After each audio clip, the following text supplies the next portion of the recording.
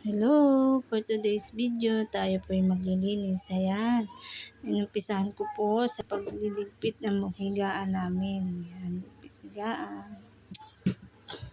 Sabi ko dun sa dalawang bata, bumaba na sila para makapag-almusal na. Pero, hindi sila nakinig. Kaya ayan, nandyan lang din sila sa akin sa tabi ko.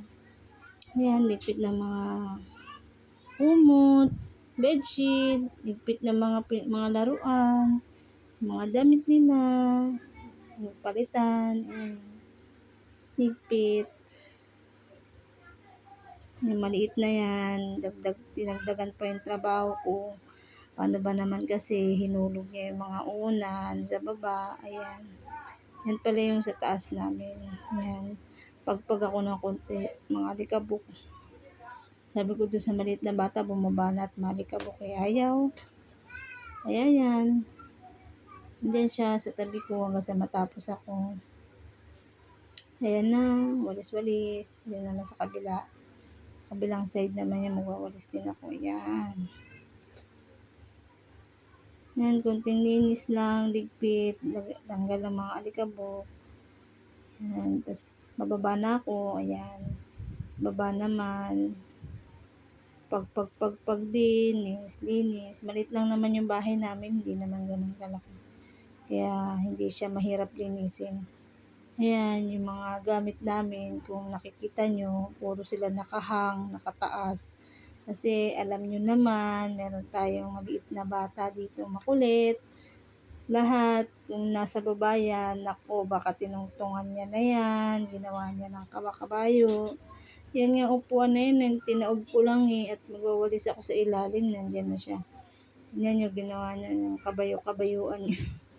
So, ayun na nga, punas-punas, pagpag ng mga stop toys, yan, walis-walis.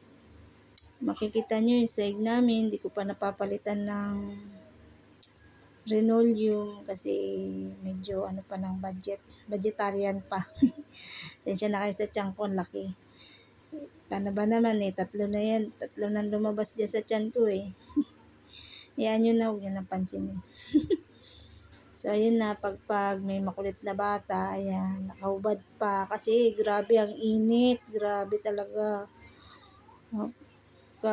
Kakapunas mo lang, ay grabe. Ang init. So, ayun na, habang naglilinis ako, sinisilip-silip ko siya kasi baka ano niya yung cellphone. Ayun na nga, tumumba na nga nang di ko namamalayan. Tapos, ayan, punas ako ng sahig, yan. Andyan pa rin siya, tuloy pa rin ang pangungulit. Ayan, sabi ko sa kanya, mag-hi siya dyan sa camera. Tapos, ba't ba ako nagmamadali? Ayan, napunta na ako dyan sa taas, dyan sa may sa may lagayan namin ng mga tambak. Mga bagay na hindi namin ginagamit. Meron kasi akong naririnig na parang umiiyak dyan. Mga bubwit. Ayan.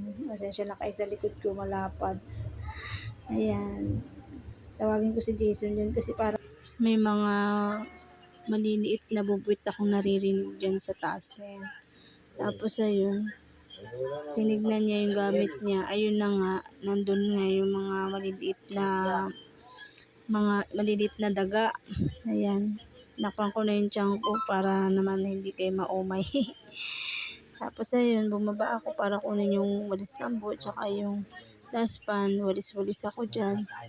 Para kahit habang hinihintay kong may tapon yung mga maliliit na daga na linisan ko na. Ayan. Ano yan, mga lagay namin ng mga bagay na hindi madalas gamitin. So, ayun.